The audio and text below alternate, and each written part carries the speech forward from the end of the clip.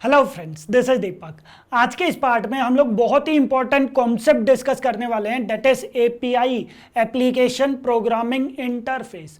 तो एपीआई क्या होता है, उसका यूज क्या होता है, स्टैंडर्ड एंड एक्सटर्नल एपीआईज क्या होती हैं, देन एपीआई काम कैसे करता है, और फिर एपीआई का रियल वर्ल्ड एग्जांपल जैसे बुकिंग एप्लीकेशंस हो गई या फिर फूड डिलीवरी एप्लीकेशंस हो गई, ये एपीआई को किस टाइप से इंप्लीमेंट करते हैं। तो इस सारे के सारे कॉन्सेप्ट मैं आप लोगों को बहुत ही डीपली और बहुत ही सिंपल तरीके से एक्सप्लेन करने वाला हूं। ये वाला वीडियो आप एंड तक जरूर देखना, क्योंकि लास्ट में मैं बहुत ही अच्छे एग्जांपल्स आप लोगों को प्रोवाइड करने वाला हूं। ओके, और एक चीज का और ध्यान रखना है कि एपीआई जो कॉन्सेप्ट है वो हर एक टेक्नोलॉजी के अंदर एग्जिस्ट करता है। चाहे आप जावा करो, पाइथन, पीएचपी, जो मर्जी आप टेक्नोलॉजी करो, हर एक टेक्नोलॉजी के अंदर एपीआई का कॉन्सेप्ट आप लोगों को जरूर मिलेगा। तो इस ट्यूटोरियल के अंदर मैं आप लोगों को एपीआई का जो कॉन्सेप्ट बताने वाला हूं वो आप लोग इजीली किसी भी टेक्नोलॉजी के साथ रिलेट कर सकते हो। ओके, तो सबसे पहले तो हम लोग एपीआई की डेफिनेशन देखते हैं। हाँ जी, एपीआई क्या होता है, ध्यान रखना, एपीआई भी एक तरह का कोड ही होता है। मतलब ये क्लासेस, इंटरफेसेस और मेथड्स का ही एक सेट होता है। बिल्कुल सिंपल वे से बता रहा हूं। हाँ जी, ध्यान रखना ये चीज आप लोगों को। एपीआई सबसे पहले हम लोग डिस्कस करते हैं इसकी डेफिनेशन कि एपीआई होता क्या है। हाँ जी, API is a piece of code that includes classes, interfaces and methods. हाँ जी, सिंपल फर्स्ट पॉइंट आप लोगों को ध्यान रखना है कि एपीआई भी सिंपल एक कोड ही होता है जिसके अंदर कुछ classes, interfaces and methods define किए जाते हैं। ओके, सिंपल फर्स्ट पॉइंट है, इजी पॉइंट है, ठीक है। देन सेकंड पॉइंट ध्यान रखना है आप लोगों को कि एपीआई एक डॉक्यूमेंटेशन भी प्रोवाइड करता है जिसके अंदर कुछ rules, protocols and guidelines provide की जाती हैं, जो ये बताती है कि आप लोगों को एपीआई को यूज कैसे करना है, किस तरीके से उस एपीआई को इंप्लीमेंट करना है, कौन कौन से रूल्स आपको फॉलो करने। तो ये सारी चीजें डॉक्यूमेंटेशंस के अंदर प्रॉपरली प्रोवाइड की जाती है। मैं एक एग्जांपल के थ्रू एक्सप्लेन करूंगा आप लोगों को, पहले मैं पॉइंट लिख देता हूं। हाँ जी, ध्यान रखना, that is API provides proper documentation that includes the rules, हाँ जी, that includes the rules, protocols and guidelines needed to use the API correctly और एफिशिएंटली। हाँ जी, तो यहां पर नेक्स्ट पॉइंट का ध्यान रखना है कि एपीआई जो है वो प्रॉपर एक डॉक्यूमेंटेशन प्रोवाइड करता है। हाँ जी, एपीआई जो है वो प्रॉपर डॉक्यूमेंटेशन प्रोवाइड करता है जिसके अंदर बहुत ही अच्छे तरीके से ये चीज बताया गया है कि आप लोगों को उसके जो भी क्लासेस हैं, इंटरफेसेस हैं, मेथड्स हैं, उनको यूज कैसे करना है, किस तरीके से यूज करना है, किस फॉर्मेट में आप लोगों को यूज करना है। तो ये सारी चीजें किसके अंदर डिफाइन की गई हैं, जो एपीआई डॉक्यूमेंटेशन प्रोवाइड करता है उसके अंदर ये प्रॉपर डिफाइन किया गया है। ओके, जैसे एक एग्जांपल लेते हैं, जैसे जावा के अंदर जेडीबीसी एपीआई होता है, जो मैंने ऑलरेडी आप लोगों को करवाई भी हुई है। ओके, जेडीबीसी एपीआई के अंदर कुछ डॉक्यूमेंटेशंस प्रोवाइड की जाती हैं जिसके अंदर कुछ रूल्स हैं, कुछ गाइडलाइंस हैं जो हम लोगों को फॉलो करने होते हैं। जैसे आप यहां पर इमेज के अंदर देख सकते हो, जो जेडीबीसी एपीआई यूज करने के लिए कुछ रूल्स बता रहा है। जैसे अगर हम लोगों को डेटाबेस कनेक्शन स्टैब्लिश करना है तो हम लोग यूज करेंगे driver manager dot get connection का। देन हम लोगों को अगर एसक्यूएल स्टेटमेंट्स को एग्जीक्यूट करना है तो हम लोग यूज करेंगे स्टेटमेंट या फिर प्रिपेयर्ड स्टेटमेंट का। अगर हमें डेटाबेस से वैल्यूज को गेट करवाना है तो हम लोग यूज करेंगे रिजल्ट सेट का। हम लोगों को डेटाबेस कनेक्शंस को क्लोज करवाना चाहिए, स्टेटमेंट रिजल्ट सेट को हम लोगों को क्लोज करवाना चाहिए। सिमिलरली कुछ प्रोटोकॉल्स वो प्रोवाइड करता है। जेडीबीसी ड्राइवर जो है वो ड्राइवर मैनेजर प्रोटोकॉल को फॉलो करता है जिसके थ्रू वो ड्राइवर्स को लोड करता है और उनको मैनेज करता है, और उसी के थ्रू वो डेटाबेस के साथ कम्युनिकेट करता है। देन जेडीबीसी सीक्वल प्रोटोकॉल को फॉलो करता है जिसके थ्रू हमारी जावा एप्लीकेशन डेटाबेस के साथ कम्युनिकेट करती है। ओके, तो इस टाइप के बहुत सारे प्रोटोकॉल्स हैं। देन कुछ गाइडलाइंस जेडीबीसी एपीआई प्रोवाइड करता है कि हम लोगों को स्टेटमेंट की जगह पर प्रिपेयर्ड स्टेटमेंट यूज करना चाहिए ताकि सीक्वल इंजेक्शन की प्रॉब्लम ना हो। हम लोगों को हमेशा कनेक्शन, स्टेटमेंट, रिजल्ट सेट इनको क्लोज करना चाहिए। देन हम लोगों को एक्सेप्शंस को हैंडल करने के लिए लॉगिंग कॉन्सेप्ट यूज करना चाहिए। देन कनेक्शन पूलिंग का भी हम लोगों को यूज करना चाहिए। तो ये हमारे पास कुछ रूल्स, प्रोटोकॉल्स एंड गाइडलाइंस हैं जो जेडीबीसी एपीआई हम लोगों को प्रोवाइड करता है। सो इस टाइप से हर एक एपीआई प्रॉपर डॉक्यूमेंटेशन प्रोवाइड करता है जिसके अंदर proper rules, protocols and guidelines बताए गए हैं। ओके, सो आई होप यहां पर आप लोगों को ये दोनों डेफिनेशन समझ में आ गई होगी कि एपीआई जो है वो क्या होता है। हाँ जी, वो एक पीस ऑफ कोड होता है, मतलब वो कोड होता है। एपीआई भी एक कोड होता है जिसके अंदर कुछ classes, interfaces and methods provide किए जाते हैं। एंड एपीआई एक डॉक्यूमेंटेशन भी प्रोवाइड करता है जिसके अंदर proper rules, protocols and guidelines होते हैं जिनके थ्रू वो बताता है कि हम लोगों को एपीआई को यूज कैसे करना है, कैसे इंप्लीमेंट करना है, कौन कौन से गाइडलाइंस फॉलो करने हैं। तो ये सारी चीजें किसके अंदर डिफाइन किए गए हैं? एपीआई डॉक्यूमेंटेशन के अंदर। ओके, सो ये तो थी हमारे पास एपीआई की डेफिनेशन जो आप लोगों को ध्यान रखना है। ठीक है, अब हम लोग नेक्स्ट पार्ट पर आ जाते हैं कि एपीआई का यूज क्या होता है। हाँ जी, नेक्स्ट कॉन्सेप्ट पर आ जाते हैं हम लोग, that is use of API. हाँ जी, एपीआई का यूज क्या होता है या फिर एपीआई डेवलप क्यों की जाती है। हाँ जी, तो यहां पर फर्स्ट पॉइंट का ध्यान रखना। देखो, एपीआई जो है वो पर्टिकुलर एक स्पेसिफिक टास्क परफॉर्म करने के लिए काम आती है। तो फर्स्ट पॉइंट मैं यहां पर लिख देता हूं, that is API is used to perform specific task efficiently. हाँ जी, तो ये हमारे पास फर्स्ट पॉइंट है कि एपीआई के थ्रू हम लोग कोई भी पर्टिकुलर टास्क बहुत ही अच्छे तरीके से परफॉर्म कर सकते हैं। कैसे? मैं आप लोगों को जावा, पाइथन, पीएचपी के थ्रू कुछ एपीआईज यहां पर दिखाता हूं। तो सबसे पहले हम लोग बात करते हैं जावा के कुछ स्टैंडर्ड एपीआईज की। ओके, तो फर्स्ट हमारे पास है that is collections API. Collections API आप लोग पहले भी कर चुके हो, जिसके थ्रू हम लोग बहुत सारे ऑब्जेक्ट्स के ग्रुप को हैंडल करते हैं। ओके, देन जेडीबीसी एपीआई, जिसके थ्रू हम लोग डेटाबेस कनेक्शंस प्रोवाइड करते हैं, सीक्वल क्यूरीज प्रोवाइड करते हैं या फिर एग्जीक्यूट करवाते हैं, एंड ट्रांजैक्शंस को हम लोग मैनेज करते हैं। देन थर्ड हमारे पास आता है Java persistence API, that is JPA. तो जेपीए जो है वो रिलेशनल डाटा को मैनेज करवाने के लिए काम आता है, जो ओआरएम अप्रोच को फॉलो करता है, जो मैंने आप लोगों को पहले भी एक्सप्लेन किया हुआ है। देन नेक्स्ट पार्ट हमारे पास आता है that is Java logging API, जो बेसिकली लॉग मैसेजेस डिस्प्ले करवाने के लिए काम आता है। देन जावा मेल एपीआई, जिसके थ्रू हम लोग मेल सेंड कर सकते हैं या फिर मेल रिसीव हम लोग कर सकते हैं, जो मैंने मेरे पेड कोर्स के अंदर बताया हुआ है, एडवांस जावा कोर्स के अंदर। तो इस टाइप से हमारे पास ये कुछ स्टैंडर्ड एपीआईज हैं जो जावा हमें प्रोवाइड करता है। ठीक है, देन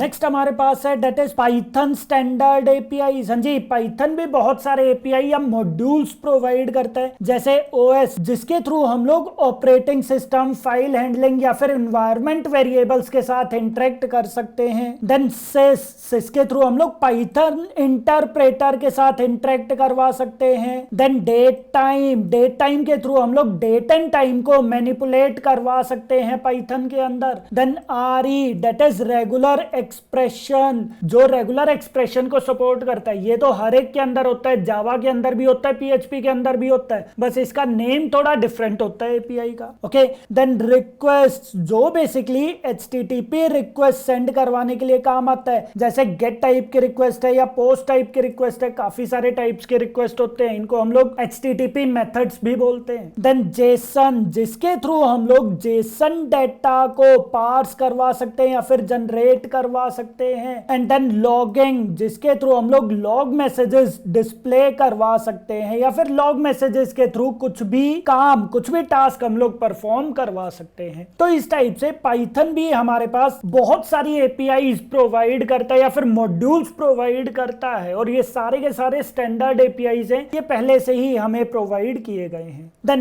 नेक्स्ट है हमारे पास that is PHP standard APIs. हाँ जी, पीएचपी के अंदर जैसे फाइल सिस्टम फंक्शंस, जो बेसिकली कुछ फंक्शंस प्रोवाइड करता है फाइल हैंडलिंग के लिए। Then PDO, that is PHP data objects, जिसके थ्रू हम लोग डेटाबेसेस को एक्सेस करवा सकते हैं। कोई भी टाइप का डेटाबेस है, जैसे माई सीक्वल हो गया, पोस्टग्रेस सीक्वल हो गया, तो पीडीओ के थ्रू हम लोग डेटाबेसेस को एक्सेस कर सकते हैं। देन जीडी लाइब्रेरी, जिसके थ्रू हम लोग इमेजेस को प्रोसेस कर सकते हैं और उसको मैनिपुलेट करवा सकते हैं, जैसे इमेज को रिसाइज साइज करना है या क्रॉप करना है, इस टाइप की कुछ भी फंक्शनैलिटीज हम लोग प्रोवाइड कर सकते हैं। देन मेल, जिसके थ्रू हम लोग PHP के अंदर मेल सेंड करवा सकते हैं या फिर रिसीव कर सकते हैं। देन CURL, जो बेसिकली HTTP रिक्वेस्ट के लिए यूज होता है और इसके थ्रू हम लोग रेस्टफुल APIs के साथ भी इंटरेक्ट करवा सकते हैं। अगेन ये भी काफी ज्यादा यूज होने वाला API है। देन सेशन हैंडलिंग API, जिसके थ्रू हम लोग यूजर के सेशंस को हैंडल करते हैं और उसके लिए हम लोग यूज करते हैं $_session।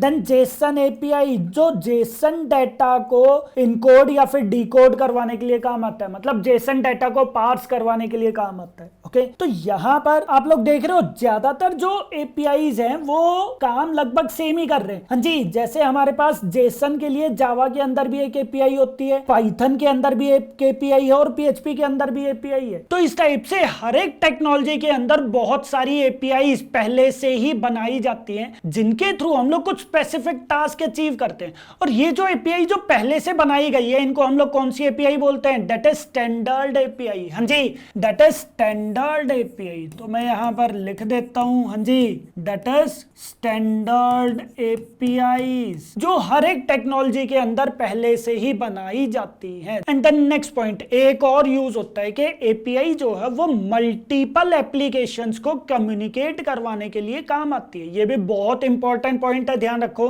मैं अभी आप लोगों को डीपली एक्सप्लेन करूंगा, विद एग्जांपल्स में एक्सप्लेन करूंगा, ठीक है? तो ध्यान रखना, that is API is used to communicate multiple applications even if they are built on different technologies. मतलब अगर वो अलग अलग टेक्नोलॉजीज पर भी बनी हुई है तब भी हम लोग उनमें कम्युनिकेट करवा सकते हैं। कैसे, ये चीज समझो। देखो, हाँ जी, मैं इस डेफिनेशन को इतना ही लिख देता हूं कि API is used to communicate multiple applications. Multiple applications को कम्युनिकेट करवाने में वो हेल्प करता है। कैसे, ये चीज समझो। देखो, जैसे फॉर एग्जांपल ये मेरे पास मेरी कंपनी का सर्वर है। फॉर एग्जांपल ये है स्मार्ट प्रोग्रामिंग सर्वर। हाँ जी, ये मेरे पास मेरी कंपनी का सर्वर है। ओके, देन मेरे पास यहाँ पर किसी दूसरी कंपनी का सर्वर है। फॉर एग्जांपल, हाँ जी, फॉर एग्जांपल मान लेते हैं कि ये गूगल का सर्वर है। हाँ जी, this is Google server.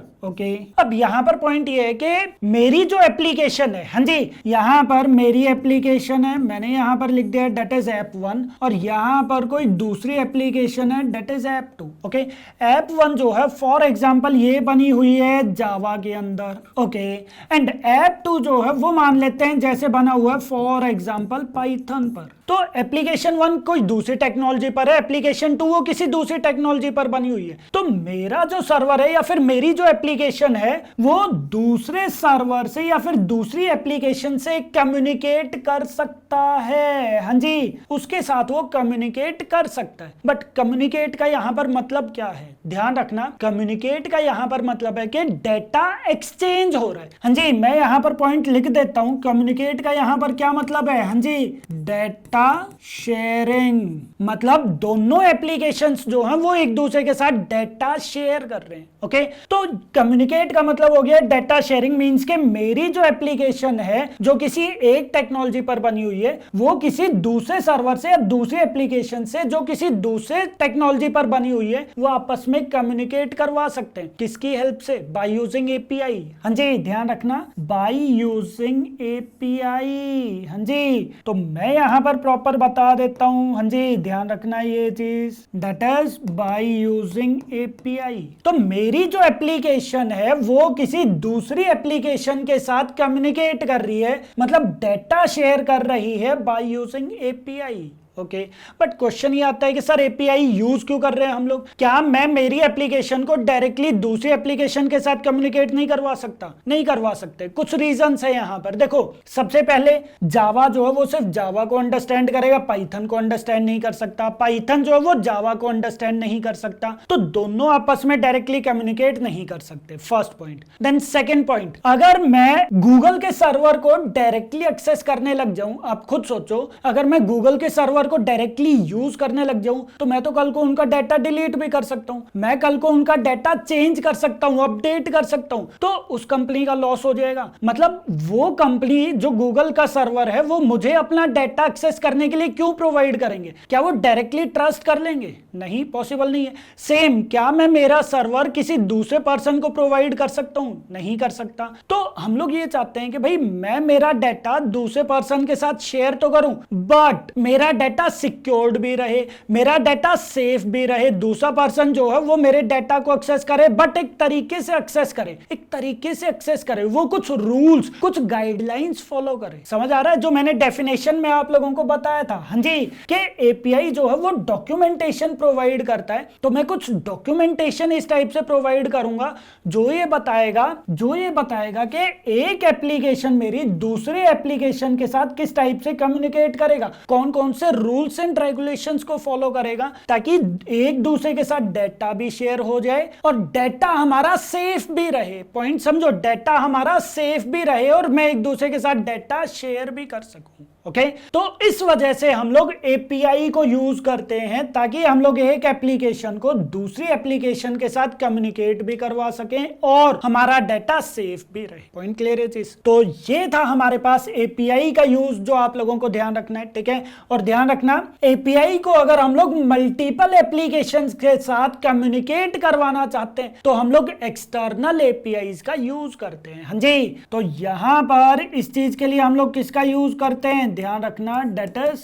External APIs का हम लोग यहां पर यूज करते हैं। ओके, तो ये था हमारे पास यूज के एपीआई क्यों डेवलप की जाती है। बहुत इंपॉर्टेंट पॉइंट है जो आप लोगों को ध्यान रखना है। ओके, अब हम लोग नेक्स्ट पार्ट पर आ जाते हैं। हाँ जी, अब हम लोग नेक्स्ट पार्ट पर आ जाते हैं कि एपीआई काम कैसे करता है। हाँ जी, हाउ एपीआई वर्क्स। हाँ जी, तो सबसे पहले तो मैं वही वाला डायग्राम बना देता हूं जो मैंने अभी बनाया था। हाँ जी, जैसे फॉर एग्जांपल ये मेरी कंपनी का सर्वर है, that is smart programming server.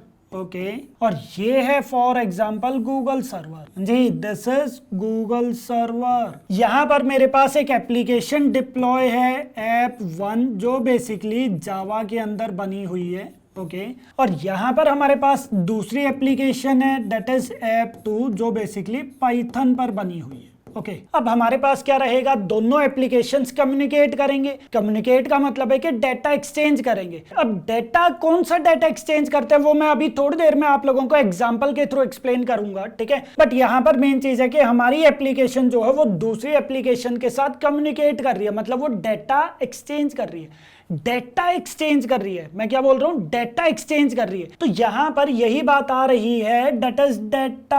हाँ जी, यहां पर बात किस चीज की कर रहे हैं हम लोग? हाँ जी, डेट इज डेटा शेयरिंग की। ओके, तो डेटा शेयर करने के लिए पर्टिकुलर एक फॉर्मेट बना दिया। हाँ जी, क्या बोल रहा हूं मैं? डेटा शेयर करने के लिए कुछ एक पर्टिकुलर फॉर्मेट बना दिया, जैसे एक्सएमएल हो गया या फिर जेसन हो गया, बहुत सारे इस टाइप के फॉर्मेट्स हैं। तो अगर आप लोगों को डेटा शेयर करना है तो आप लोग हमेशा या तो एक्सएमएल की फॉर्मेट में शेयर करोगे या फिर जेसन की फॉर्मेट में शेयर करोगे, जो कि पहले से ही बनाए गए हैं, जो बेसिकली प्लेटफॉर्म इंडिपेंडेंट भी होते हैं। ओके, तो हम लोग हमेशा डेटा शेयर करते हैं एक्सएमएल और जेसन की फॉर्म में, और जो बेसिकली प्लेटफॉर्म इंडिपेंडेंट भी है। एक्सएमएल एंड जेसन का सिंटेक्स में एक बार आप लोगों को दिखा देता हूं, जो आप यहां पर देख सकते हो, ठीक है? तो ये कुछ बेसिक सिंटेक्स है जो आप लोगों को ध्यान रखना है। तो यहां पर हमारे पास डेटा जो शेयर होगा वो एक्सएमएल की फॉर्मेट में हो सकता है या फिर जेसन की फॉर्मेट में हो सकता है। ओके, ठीक है? अब यहां पर ध्यान रखो, देखो जावा जो है वो एक्सएमएल फाइल को भी रीड कर सकता है, फिर एक्सएमएल डेटा को रीड कर सकता है और जेसन डाटा को भी रीड कर सकता है। तो जावा टेक्नोलॉजी के अंदर, हाँ जी, जावा टेक्नोलॉजी के अंदर कुछ classes and interfaces and methods already बना दिए जो एक्सएमएल डाटा को या फिर जेसन डाटा को रीड कर सकते हैं। टू रीड एक्सएमएल और जेसन डाटा। हाँ जी, तो जावा टेक्नोलॉजी के अंदर कुछ क्लासेस और इंटरफेसेस और कुछ मेथड्स बना दिए जिनके थ्रू वो एक्सएमएल या फिर जेसन डाटा को रीड कर सकता है। ठीक है। सेम टू सेम पाइथन ने भी यहाँ पर कुछ क्लासेस, फंक्शंस जो है वो उन्होंने डेवलप कर दिए टू रीड जेसन और XML डाटा। हाँ जी, अब हुआ क्या, देखो जावा ने अपनी कुछ क्लासेस और इंटरफेसेस बना दिए और कुछ मेथड्स बना दिए, पाइथन ने कुछ क्लासेस बना दी, कुछ फंक्शंस बना दिए जिनके थ्रू XML या फिर जेसन डाटा को रीड कर सकते हैं या फिर सेंड करवा सकते हैं। ठीक है, तो हुआ क्या, अगर मेरी एप्लीकेशन वो अगर पाइथन वाली एप्लीकेशन के साथ कम्युनिकेट करना चाहता है या फिर डेटा एक्सचेंज करना चाहता है, तो ये वाली एप्लीकेशन मुझे डेटा प्रोवाइड करेगा। हाँ जी, मुझे डेटा प्रोवाइड करेगा, किसकी फॉर्म में, जेसन की फॉर्म में वो प्रोवाइड कर सकता है, जो कि सबसे ज्यादा यूज होता है इंडस्ट्री के अंदर। ओके, या फिर हो सकता है वो XML की फॉर्मेट में डेटा ट्रांसफर करे। तो जब ये API के थ्रू, ध्यान रखना यहां पर हमारे पास यूज हो रहा है दैट इज API। हाँ जी, दिस इज API ही है एक्चुअल में जो मेरी एप्लीकेशन के रिक्वायरमेंट को समझेगा कि मुझे चाहिए क्या, मुझे किस टाइप का डेटा चाहिए। देन API वो गूगल सर्वर के साथ डील करेगा, वो उससे चेक करेगा कि जो ये डेटा मांग रहा है क्या मैं उसको दे भी सकता हूं या नहीं दे सकता। देन वो उसको प्रॉपर ऑथोराइज करेगा, टोकन के साथ ऑथोराइज करेगा। अगर गूगल सर्वर बोलता है कि हाँ आप डेटा प्रोवाइड कर दो, तो गूगल सर्वर जो है वो डेटाबेस के साथ इंटरेक्ट करके डेटा लेकर आएगा, उस डेटा को वो जेसन या फिर XML फॉर्मेट में स्टोर करेगा और वो वाला डेटा हमारे पास चला जाएगा हमारी एप्लीकेशन के पास। और जावा के अंदर हमारे पास ऑलरेडी कुछ क्लासेस, इंटरफेसेस और मेथड्स बने हुए हैं जो बेसिकली XML या फिर जेसन डेटा को रीड करवा सकते हैं। सिंपल है। हाँ जी, क्या बोल रहा हूं मैं, अगर मेरी एप्लीकेशन दूसरी एप्लीकेशन के साथ कम्युनिकेट करवाना चाहती है, किसके थ्रू कम्युनिकेट करेगी, API के थ्रू। API जो है वो क्या काम करेगा, मेरी एप्लीकेशन के रिक्वायरमेंट समझेगा, मुझे क्या चाहिए, देन वो गूगल सर्वर पर जाएगा, क्योंकि API मैं इसकी यूज कर रहा हूं, गूगल की API मैं यूज कर रहा हूं, तो गूगल सर्वर जो है वो चेक करेगा कि जो भी मैं डेटा मांग रहा हूं उनसे क्या वो प्रोवाइड भी कर सकता है, नहीं कर सकता, और जो डेटा मांग रहा है क्या वो ऑथोराइज्ड पर्सन है भी या नहीं है। तो ये सारी चीजें अगर वेरीफाई हो जाती है तो वो डेटाबेस से डेटा लेकर आएगा, उस डेटा को वो जेसन या फिर XML फॉर्मेट में स्टोर कर देगा और वो डेटा मुझे प्रोवाइड कर देगा। देन मेरे पास कुछ क्लासेस, इंटरफेसेस और मेथड्स है जिनके थ्रू मैं इस वाले डेटा को रीड कर सकता हूं और फिर उस डेटा को अपने अकॉर्डिंग यूज कर सकता हूं। पॉइंट क्लियर है चीज। तो देख रहे हो कितने सिंपल तरीके से API काम कर रहा है, किसके थ्रू काम कर रहा है, हाँ जी, दैट इज XML या फिर जेसन डेटा के अकॉर्डिंग। तो यहां पर अगर आप लोग API पर काम कर रहे हो तो आप लोगों का सबसे ज्यादा जो कॉन्सेप्ट यूज होने वाला है दैट इज जेसन। हालांकि XML भी बहुत जगह पर यूज होता है, बट बहुत ज्यादा जो यूज होने वाला पार्ट है that is Jason part. Okay, तो ध्यान रखना API अगर आप लोग कर रहे हो तो जेसन और XML जो है वो आप लोगों को पढ़ना पड़ेगा। ओके, बट आई होप यहां पर आप लोगों को बेसिक पार्ट पता चल गया होगा कि API जो है वो आपस में एक दूसरे के साथ कम्युनिकेट करवाने के लिए, एप्लीकेशंस को कम्युनिकेट करवाने के लिए किस टाइप से हेल्प करता है। क्लियर है चीज। तो ये हर एक टेक्नोलॉजी के लिए है। हाँ जी, ध्यान रखना जो क्लासेस, इंटरफेसेस या फिर मेथड्स बनाए गए हैं या फिर जो भी फंक्शंस हैं वो हर एक टेक्नोलॉजी के लिए मिलेंगे, चाहे वो पाइथन है, PHP है, नोड है, जो मर्जी आप लोग टेक्नोलॉजी करो, हर एक टेक्नोलॉजी के अंदर कुछ कॉन्सेप्ट्स ऐसे मिलेंगे जो बेसिकली इस डेटा फॉर्मेट को रीड करवाने के लिए, राइट करवाने के लिए हेल्प करते हैं। तो पहले से ही मॉड्यूल्स या फिर लाइब्रेरीज या फिर API उनके अंदर मिल जाएंगी। ओके, तो ये था सिंपल कॉन्सेप्ट के API किस टाइप से काम करती है। आई होप आप लोगों को ये कॉन्सेप्ट पता चल गया होगा। बिल्कुल बेसिक कॉन्सेप्ट है जो मैंने बिल्कुल सिंपल तरीके से एक्सप्लेन किया है। ओके, ठीक है। अब हम लोग इसी कॉन्सेप्ट को समझते हैं by using examples of API। Okay, तो सबसे पहला जो एग्जांपल हम लोग लेते हैं वो लेते हैं रेस्टोरेंट एप्लीकेशन का। ओके, अब कोई भी पर्सन है, उसने अपना कोई रेस्टोरेंट ओपन कर दिया और वो अपना फूड ऑनलाइन सेल करना चाहता है, तो उसने क्या काम कर दिया, एक वेब एप्लीकेशन यहां पर क्रिएट कर दी। हाँ जी, एक वेब एप्लीकेशन क्रिएट कर दी जिसके अंदर उसने कुछ फंक्शनैलिटीज प्रोवाइड कर दी। फॉर एग्जांपल, जैसे सबसे पहले यूजर को यहां पर रजिस्टर करना पड़ेगा और फिर उसके बाद लॉगिन करना पड़ेगा। ओके, देन सेकेंड वो यहाँ पर आइटम्स या फिर फूड आइटम्स ऐड कर देगा। तो यहाँ पर मैं प्रोवाइड कर देता हूँ that is list of food items. Okay, ठीक है। देन वो फूड सेलेक्ट करेगा, सेलेक्ट करने के बाद वो क्या काम करेगा, पेमेंट करेगा। तो मैं यहाँ पर लिख सकता हूँ that is select and pay. हाँ जी, that is select food and pay. वो यहाँ पर क्या काम करेगा, पेमेंट कर देगा। ठीक है, देन पेमेंट करने के बाद जो यूजर है या फिर कस्टमर है वो अपना आइटम ट्रैक भी कर सकता है। तो यहाँ पर वो अपना आइटम ट्रैक कर सकता है, ट्रैक द ऑर्डर, कि मेरा ऑर्डर कहां पर पहुंचा है। ओके, एंड लास्ट हमारे पास आ जाएगा दैट इज डिलीवरी, कि फूड आइटम जब डिलीवर हो जाएगा तो उसका स्टेटस ट्रू हो जाएगा।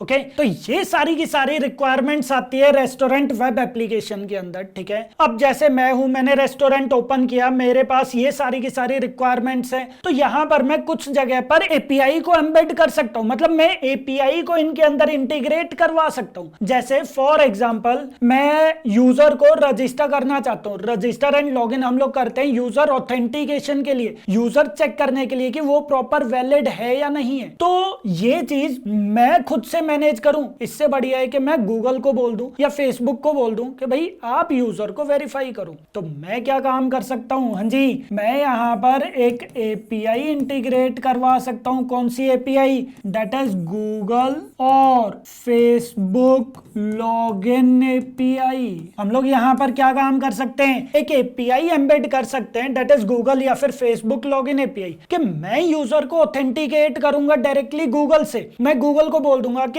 अगर आपके पास उस यूजर की आइडेंटिटी ऑलरेडी वेरीफाइड है तो डायरेक्टली उसका अकाउंट मेरे पास ओपन हो जाए, मेरी वेबसाइट पर अकाउंट ओपन हो जाए। साथ के साथ जब अकाउंट ओपन हो रहा है तो वो उसकी ईमेल आईडी, उसका नेम या फिर प्रोफाइल पिक, मतलब कुछ डिटेल्स वो मुझे प्रोवाइड कर दे। हालांकि गूगल हर एक चीज या फेसबुक हर एक डिटेल्स प्रोवाइड नहीं करेगा, जैसे फोन नंबर हो गया, पासवर्ड हो गया। भाई गूगल अपने यूजर्स का फोन नंबर या पासवर्ड किसी दूसरे पर्सन को थोड़ी प्रोवाइड कर देगा। ओके, तो ये चीजें प्रोवाइड नहीं करेगा, बट बाकी के डिटेल्स वो प्रोवाइड कर देगा। ठीक है, then list of food items, ये मैं डायरेक्टली खुद से कोडिंग पार्ट कर दूंगा। देन सेलेक्ट फूड एंड पे, यहां पर मैं अगेन एक और एपीआई एम्बेड कर दूंगा। हाँ जी, कौन सी API, that is payment gateway. तो यहां पर हम लोग क्या काम कर देंगे, पेमेंट गेटवे एम्बेड कर देंगे। पॉइंट क्लियर है चीज, जैसे रेजर पे हो गया, इंस्टामोजो, ईजबज़, तो काफी सारे पेमेंट गेटवेज हैं, वो मैं यहां पर पेमेंट गेटवे एम्बेड कर दूंगा। अब उससे बेनिफिट क्या रहेगा कि यूजर या फिर कस्टमर जब पेमेंट करेगा तो पेमेंट वो डायरेक्टली ये जो पेमेंट गेटवेज हैं वो एक्सेप्ट करेंगे, वो बैंक से ट्रांजैक्शन करेंगे, उसमें मेरी कोई हेडेक नहीं है। ओके, तो पेमेंट गेटवे हम लोग यहां पर एम्बेड कर देंगे, एपीआई हम लोग यहां पर एम्बेड कर देंगे या फिर इंटीग्रेट करवा देंगे। देन ट्रैक द ऑर्डर, हाँ जी, ऑर्डर ट्रैक करने के लिए अगेन मैं यहां पर एक और एपीआई एम्बेड कर दूंगा। कौन सी API, that is Google map API.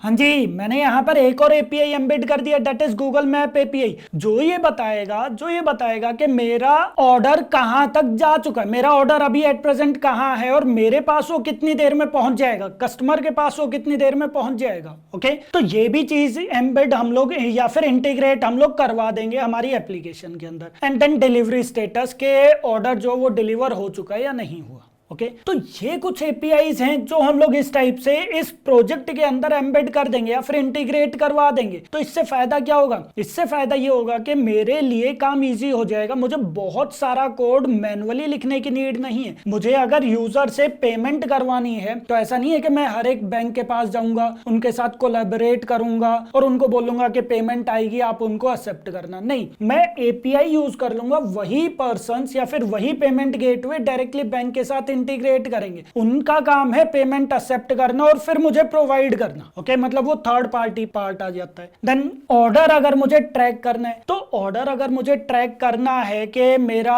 Food कहां पर है, मेरे पास कितनी देर में आ जाएगा, वो हम लोग कहां पर किसके थ्रू पता करेंगे, गूगल मैप के थ्रू। अब गूगल मैप जो है वो आप खुद से तो बनाओगे नहीं। हाँ जी, आपको कैसे पता चलेगा कि मेरा ऑर्डर अभी एट प्रेजेंट कहां पर है, आप पता नहीं लगा सकते। उसके लिए आपको बहुत सारे रिसोर्सेज या फिर इन्वेस्टमेंट करनी पड़ेगी। मिलेगी। तो गूगल ने ऑलरेडी गूगल मैप एपीआई बनाई हुई है जो ये बताएगा कि वो जो एम्प्लॉय है जो आपका फूड लेकर आ रहा है वो कहां पर है और आप अपना ऑर्डर ट्रैक कर सकते हो। तो ये इस टाइप की चीजें हमारे जो एप्लीकेशन है उसकी डेवलपमेंट को बहुत ईजी कर देता है। ओके तो मैं अगर मेरा कोई रेस्टोरेंट एप्लीकेशन क्रिएट करता हूं तो इस टाइप की चीजें मैं मेरी एप्लीकेशन के अंदर या फिर ये वाली जो एपीआईज हैं ये एपीआईज मैं मेरी एप्लीकेशन के अंदर एम्बेड या फिर इंटीग्रेट करवा सकता हूं। ओके अब यहां पर हुआ क्या, ये पार्ट तो ठीक है, ये पार्ट तो मेरे लिए ओके है बिकॉज मैं डेवलपर हूं, मुझे नॉलेज है। कल को मैं अगर रेस्टोरेंट ओपन करता हूं तो ये चीजें मैं इजिली कर लूंगा, ठीक है। बट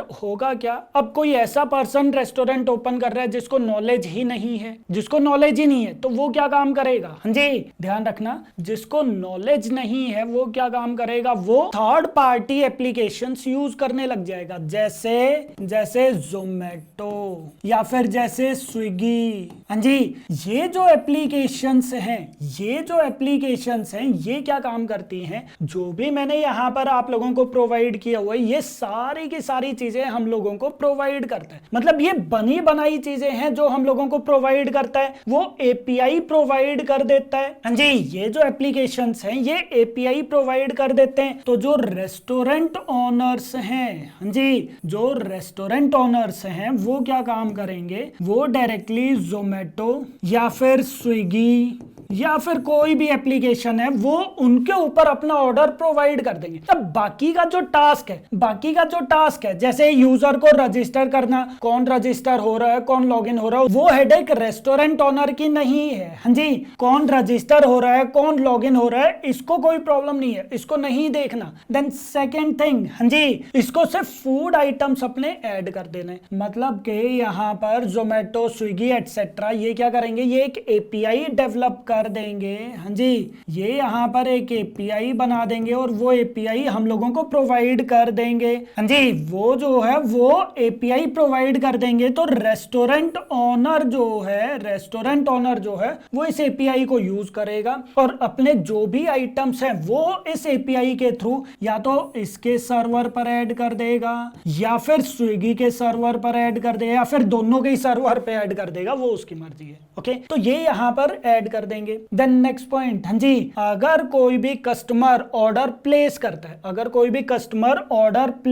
और वो पेमेंट करता है तो पेमेंट किसके ऊपर करेगा, या तो जोमेटो के ऊपर या फिर स्विगी के ऊपर, और इन्होंने पेमेंट गेटवे ऑलरेडी एम्बेड किए हुए हैं। अगेन रेस्टोरेंट ओनर को कोई नॉलेज नहीं है डेवलपमेंट की, वो डायरेक्टली थर्ड पार्टी एप्लीकेशंस का यूज कर रहा है। बाकी सारा का सारा काम इन्होंने किया हुआ है ऑलरेडी, ये सारा का सारा काम किया हुआ है। रेस्टोरेंट ओनर का काम सिर्फ इतना है कि फूड आइटम को वो अपलोड करेगा, उसके पास जैसे ही कोई कस्टमर पेमेंट करेगा उसके पास ऑर्डर आ जाएगा कि मुझे इस कस्टमर को इस एड्रेस पर ये वाला ऑर्डर सेंड करना है, दैट्स इट। तो जो डिलीवरी बॉयज हैं जो जोमेटो या स्विगी के हैं वो डायरेक्टली रेस्टोरेंट से फूड आइटम लेंगे और उनको कस्टमर को डिलीवर कर देंगे। तो यहां पर क्या हो रहा है, हाँ जी यहां पर क्या हो रहा है, जितने भी ये सारे के सारे प्रोजेक्ट के रिक्वायरमेंट्स थे ये सारी की सारी इन्होंने प्रोवाइड कर दी और इन्होंने एक एपीआई बना दी। एपीआई इस टाइप से बना दिए कि रेस्टोरेंट ओनर का काम सिर्फ इतना है कि वो डायरेक्टली फूड को अपलोड कर दे, जो भी उसके पास अवेलेबल आइटम्स है फूड के वो अपलोड कर दे, वो डायरेक्टली इनके सर्वर पर चले जाएंगे और जब भी कोई कस्टमर ऑर्डर करेगा तो वो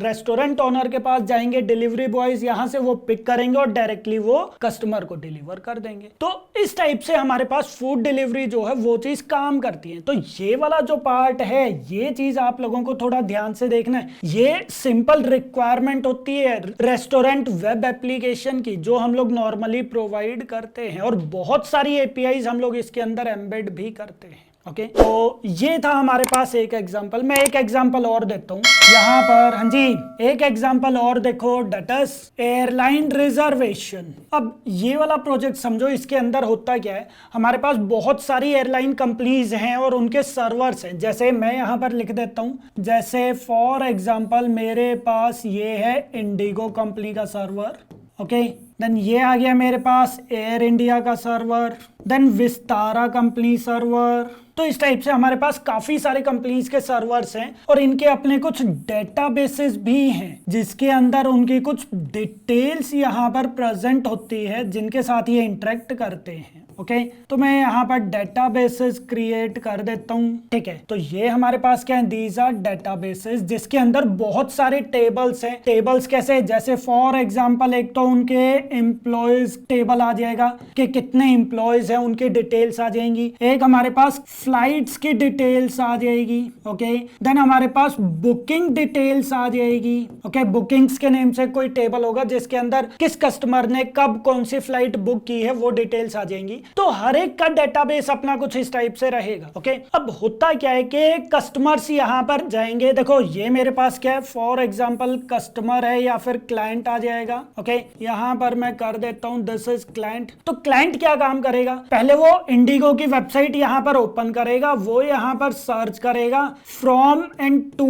हाँ जी, वो यहां पर सर्च करेगा फ्रॉम एंड टू के मुझे कहां से कहां की फ्लाइट सर्च करनी है, वो सर्च करेगा और यहां पर वो रिजल्ट्स प्रोवाइड कर देगा। तो रिजल्ट्स मेरे पास यहां पर आ जाएंगे। तो क्लाइंट पहले क्या काम करेगा, वो इंडिगो के सर्वर पर हिट करेगा, वहां से वो डेटाबेस से वैल्यूज आएंगी कब कौन सी फ्लाइट है और वो यहां पर डिस्प्ले कर देगा। देन अगर क्लाइंट को इसके डिटेल्स या फिर इसकी फ्लाइट्स महंगी लगती हैं तो क्लाइंट क्या काम करेगा, वो दूसरे वेब एप्लीकेशन ओपन करेगा, जैसे एयर इंडिया की वो एप्लीकेशन ओपन करेगा और वहां से फिर वो टिकट्स वगैरह फ्लाइट्स की डिटेल्स वो मंगवाएगा। अगेन वो चेक करेगा कि क्या इसकी फ्लाइट की टिकट सस्ती है या नहीं है। तो इस टाइप से क्लाइंट क्या हर एक के सर्वर पर जाकर ये चीज चेक करता रहेगा। तो क्लाइंट के लिए ये बड़ा डिफिकल्ट हो जाता है, क्लाइंट के लिए चेक करना कि कौन सी एयरलाइंस ज्यादा अच्छी है, कौन सी ज्यादा फैसिलिटीज प्रोवाइड कर रही है, किसकी टिकट्स ज्यादा सस्ती है। तो ये सारी चीजें सर्च करना क्लाइंट के लिए डिफिकल्ट है। तो इस चीज को सॉल्व करने के लिए हमारे पास कुछ थर्ड वेबसाइट्स आ गई या फिर थर्ड वेब एप्लीकेशंस आ गई। जैसे आप यहां पर देखो, मैं इसको एक बार रिमूव कर देता हूं। तो हुआ क्या, समझो हमारे पास यहां पर कुछ थर्ड पार्टी एप्लीकेशंस आ गई है, जैसे ईज माई ट्रिप हो गया, ओके, या फिर गो आईबीबो हो गया, मेक माई ट्रिप हो गया। तो इस टाइप से काफी सारी एप्लीकेशंस हैं। तो ये एप्लीकेशंस क्या काम करती हैं, ये एप्लीकेशंस इनके डेटा को फेच करती है। मतलब इन्होंने इंडिगो, एयर इंडिया, विस्तारा, इन्होंने अपनी अपनी यहां पर एक एपीआई क्रिएट कर दी। इन्होंने यहाँ पर अपनी एपीआई क्रिएट कर दी। हाँ जी, ये हमारे पास क्या है, दिस इज एपीआई। अब ये एपीआई ये चीज बोलती है कि आप हमारे डेटा को एक्सेस कर सकते हो। कौन से डेटा को, सिर्फ ये डेटा कि कब कहां से कौन सी फ्लाइट जा रही है। हाँ जी, ईज माई ट्रिप जो है वो इंडिगो, एयर इंडिया और विस्तारा से वो ये इंफॉर्मेशन या फिर वो ये डेटा गेट करवा सकता है कि कब कहां से कौन सी फ्लाइट है और उसका प्राइस क्या है। तो ईज माई ट्रिप यहां से डेटा जो है वो चीज गेट करेगा, एपीआई जो है वो यहां से डेटा को रिट्रीव करेगा प्रॉपर डेटाबेस से। सेम वो एयर इंडिया की एपीआई को एक्सेस करेगा और अगेन यहां से भी वो डेटा को लेकर आएगा। सेम यहां से विस्तारा से भी वो डेटा लेकर आएगा। तो ईज माई ट्रिप क्या काम करता है, वो एपीआई की हेल्प से सारी की सारी फ्लाइट्स की डिटेल्स गेट करवाता है कि कब कहां से कौन सी फ्लाइट है और उसका प्राइस क्या है, बस उससे ज्यादा नहीं। क्योंकि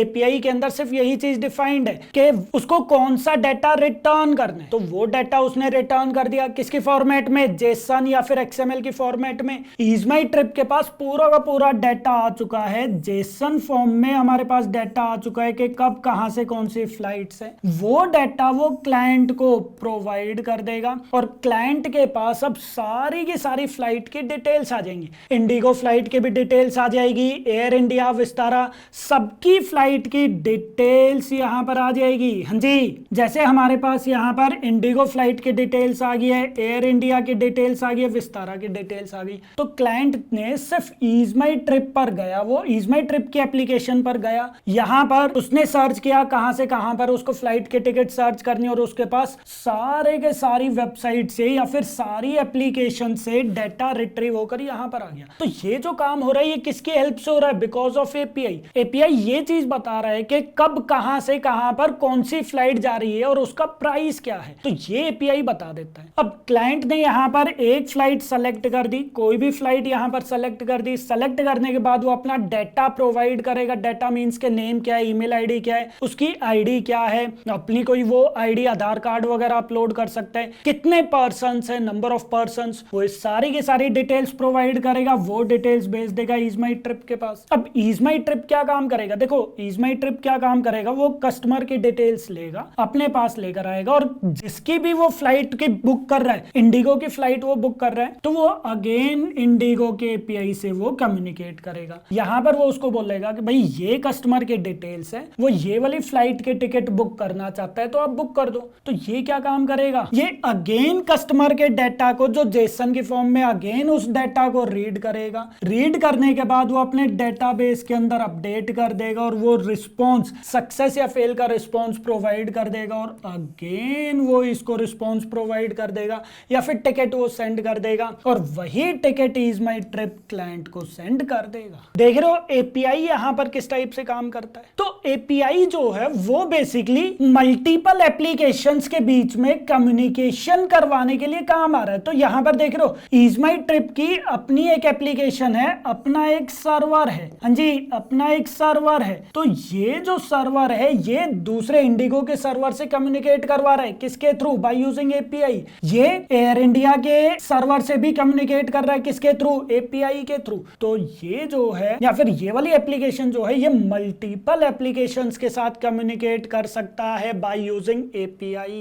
क्लियर है चीज। तो यही मेन यूज होता है जो मैंने आप लोगों को यहां पर बताया भी था। हाँ जी, यहां पर अगर आप लोग देखोगे कि एक एप्लीकेशन जो है वो दूसरे एप्लीकेशन के साथ कम्युनिकेट करता है बाय यूजिंग एपीआई, किसके थ्रू, बिकॉज ऑफ एक्सएमएल और जेसन डाटा, क्योंकि ये प्लेटफॉर्म इंडिपेंडेंट होते हैं। तो कोई भी एप्लीकेशन जो एक प्लेटफॉर्म पर है, दूसरे प्लेटफॉर्म पर है, ये किसी एक टेक्नोलॉजी पर बनी हुई है, ये किसी दूसरी टेक्नोलॉजी पर एप्लीकेशन बनी हुई है, बट फिर भी वो आपस में कम्युनिकेट करवा सकते हैं, किसके थ्रू, बाय यूजिंग एपीआई। यही तो एपीआई का मेन यूज है, यही तो एपीआई का एडवांटेज है। ओके सो ये था मेरे पास एपीआई का यूज जो मैंने आप लोगों को यहां पर बता दिया है कि रेस्टोरेंट एप्लीकेशंस के अंदर एपीआई किस टाइप से यूज हो सकता है। देन यहां पर हमारे पास एयरलाइन रिजर्वेशन के अंदर एपीआई किस टाइप से यूज होता है। तो इस टाइप से नंबर ऑफ एप्लीकेशंस है जहां पर एपीआई यूज होता है। जैसे कोर्सेज की वेबसाइट होगी, जैसे मैंने भी यहां पर मेरी जो वेबसाइट है यहां पर भी कुछ एपीआई इंटीग्रेट की हुई है। जैसे लॉगिन पर क्लिक करोगे तो हमारे पास ये देखो continue with Google, continue with Facebook. तो Google and Facebook login API मैंने इंटीग्रेट करवाया हुआ है। देन जब मैं लॉगिन करता हूं, क्लिक करता हूं तो मेरा अकाउंट ओपन हो जाएगा। और अब यहां पर अगर मैं कोई कोर्स परचेज करना चाहता हूं तो यहां पर भी मैंने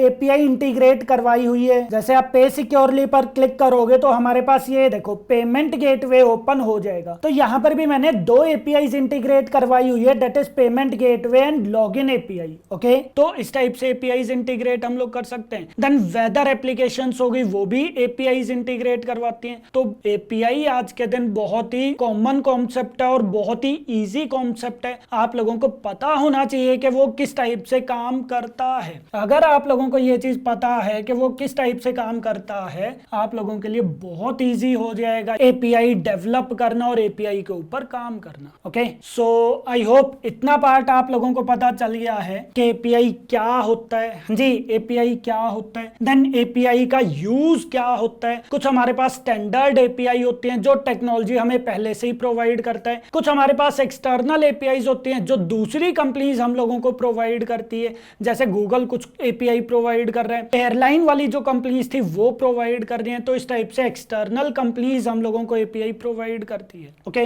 तो एपीआई का यूज क्या होता है। देन नेक्स्ट पार्ट आ जाता है एपीआई काम कैसे करता है। ध्यान रखना इसके अंदर हमारे पास डेटा मेन है, कम्युनिकेशन मल्टीपल एप्लीकेशंस में किसके थ्रू हो रहा है, डाटा के थ्रू। और डाटा का एक प्रॉपर फॉर्मेट है जैसे एक्सएमएल फॉर्मेट या जेसन फॉर्मेट जो बेसिकली प्लेटफॉर्म इंडिपेंडेंट होता है। तो डाटा जो है वो आपस में एक दूसरे के साथ शेयर हो सकता है बिकॉज ऑफ एपीआई। और फिर मैंने आप लोगों को यहाँ पर कुछ एग्जांपल्स बता दिए थे रेस्टोरेंट के एंड एयरलाइन रिजर्वेशन के। ओके, सो आई होप आज आप लोगों को पता चल गया होगा कि एपीआई क्या होता है, किस टाइप से वो काम करता है। ठीक है, ये सारी चीजें आई होप अब आप लोगों को समझ में आ गई होंगी। इन केस अगर आप लोगों को कोई भी डाउट आता है तो आप लोग कमेंट करके पूछ सकते हो। Okay, thank you.